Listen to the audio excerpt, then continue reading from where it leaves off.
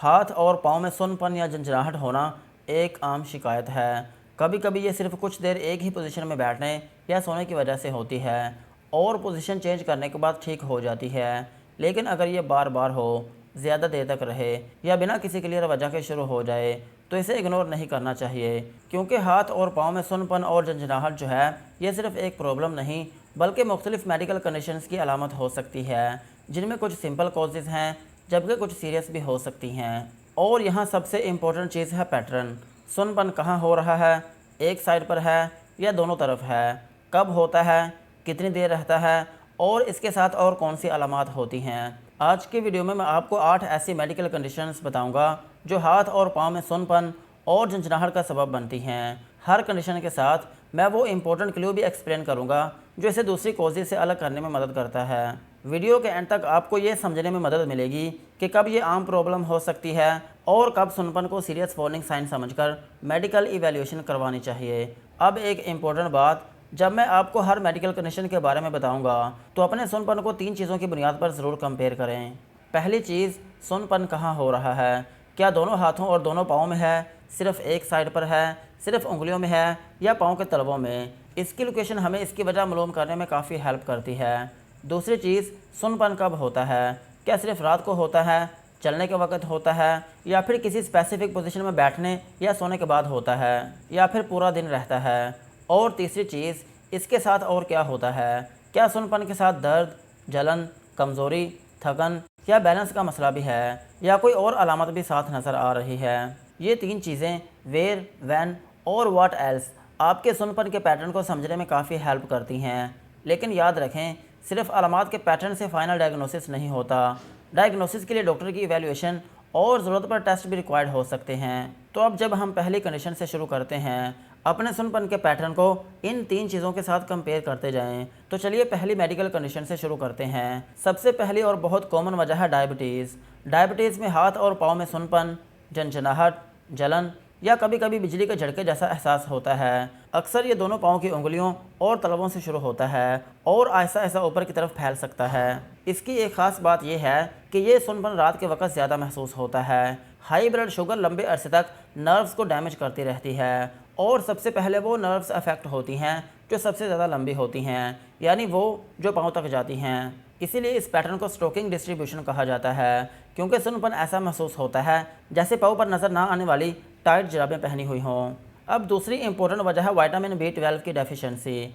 इसमें अक्सर दोनों हाथों और दोनों पाँव में पिन्स और नीडल चुभने जैसा एहसास होता है या फिर सुन्नपन या फिर झंझनाहट महसूस हो सकती है। लेकिन सिर्फ सुन्नपन ही नहीं बल्कि इसके साथ बहुत ज़्यादा थकन, मेमोरी प्रॉब्लम्स और चलने में डिफ़िकल्टी भी हो सकती है। विटामिन B12 नर्व्स की प्रोटेक्टिंग कवरिंग यानी मालन शीट को हेल्दी रखने के लिए ज़रूरी है। जब विटामिन B12 की कमी होती है तो नर्व्स प्रॉपरली काम नहीं कर पाती और बॉडी के मुख्तलिफ हिस्सों में सुन्नपन डेवलप हो जाता है। तीसरी वजह है कार्पल ट्यूनर सिंड्रोम। अगर सुन्नपन thumb, index finger, middle finger और रिंग फिंगर के आधे हिस्से में हो लेकिन सबसे छोटी उंगली बिल्कुल ठीक हो तो कार्पल ट्यूनर सिंड्रोम की पॉसिबिलिटी होती है। ये सुन्नपन अक्सर रात को या सुबह उठते वक्त ज़्यादा होता है। कुछ लोग हाथ को हिलाने या शेक करने से टेम्परेरी रिलीफ भी महसूस करते हैं। इस कंडीशन में मीडियन नर्व जो है वो कलाई के अंदर कंप्रेस हो जाती है, जिसकी वजह से सुन्नपन महसूस होने लगता है। अब अगली वजह स्पाइन से रिलेटेड है। अगर सुन्नपन जो है वो हाथ या पाँव में किसी स्पेसिफिक रास्ते पर ट्रैवल करता हुआ महसूस हो तो वजह स्पाइन से रिलेटेड हो सकती है। अगर सुन्नपन गर्दन से निकलकर एक बाजू या हाथ की तरफ जाए तो सर्वाइकल स्पाइन की नर्व कंप्रेशन इसका सबब हो सकती है। और अगर सुन्नपन लोअर बैक से निकलकर एक टांग की तरफ जाए तो लंबर स्पाइन में नर्व कंप्रेशन हो सकती है। इसकी एक ख़ास बात यह है कि ये सुन्नपन जो है ये रैंडम जगह पर नहीं होता बल्कि एक स्पेसिफिक पाथ को फॉलो करके या फिर एक लाइन की तरह बाजू या टांग में ट्रैवल करता है। गर्दन या कमर को मूव करने या फिर झुकने से ये सुन्नपन बढ़ भी सकता है। अब बात करते हैं एक न्यूरोलॉजिकल कंडीशन की, यानी मल्टीपल स्क्लेरोसिस की। इसमें सुन्नपन और सुई चुभने जैसा एहसास जो है वो एक ही जगह पर परमानेंटली नहीं रहता बल्कि एपिसोड्स की शक्ल में आ सकता है। कुछ वक्त के लिए एक बॉडी पार्ट इफेक्ट हो फिर बाद में दूसरे बॉडी पार्ट में अलामत डेवलप हो जाएं। मिसाल के तौर पर एक एपिसोड में राइट हैंड में सुन्नपन हो सकता है जबकि कुछ हफ्तों या महीनों के बाद बाईं टांग में वीकनेस या फिर सुन्नपन महसूस हो सकता है। मल्टीपल स्क्लेरोसिस में इम्यून सिस्टम जो है वो ब्रेन और स्पाइनल कॉर्ड की जो माइलिन शीथ होती है उसको डैमेज करता है, जिसकी वजह से नर्व्स के सिग्नल प्रॉपर्ली ट्रांसमिट नहीं हो पाते। अब जो कंडीशन मैं बताने जा रहा हूँ उसमें सबसे इम्पोर्टेंट चीज़ है सडन ऑनसेट। अगर सुनपन अचानक कुछ सेकंड या मिनट में शुरू हो और ख़ास तौर पर बॉडी की सिर्फ एक साइड पर हो, जैसे चेहरे, बाजू या टांग में हो, तो इसे बिल्कुल इग्नोर नहीं करना चाहिए। स्ट्रोक में सुनपन के साथ वीकनेस, बोलने में डिफ़िकल्टी, चेहरे की एक साइड ड्रॉप होना, कन्फ्यूजन या बैलेंस की प्रॉब्लम भी हो सकती है। कभी कभी ये अलामात कुछ देर बाद ख़त्म हो जाती हैं, इसे TIA कहा जाता है। लेकिन अलामात ख़त्म हो जाने के बाद भी TIA एक मेडिकल एमरजेंसी है और अर्जेंट असेसमेंट की ज़रूरत होती है। अब एक हार्मोनल कंडीशन हाइपोथायराइडिज्म यानी अंडर एक्टिव थायराइड। इसमें दोनों हाथों में सुनपन या सुई चुभने जैसा फील हो सकता है, ख़ास तौर पर उंगलियों में।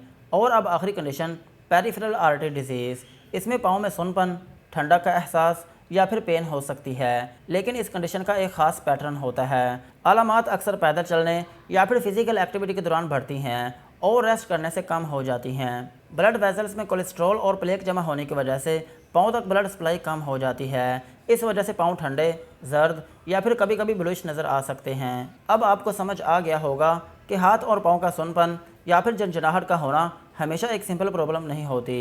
इसके पीछे nerves, blood circulation, diabetes, vitamin deficiency, thyroid और कुछ न्यूरोलॉजिकल कंडीशंस तक मुख्तलिफ वजह हो सकती हैं। अगर आपके किसी फैमिली मेम्बर या दोस्त को बार बार हाथ और पाँव में सुनपन या फिर झंझनाहट महसूस होती है तो ये वीडियो उनके साथ ज़रूर शेयर करें। शायद इस इन्फॉर्मेशन से उन्हें अपनी प्रॉब्लम को सीरियस लेने में मदद मिले। यहीं तक थी आज की वीडियो।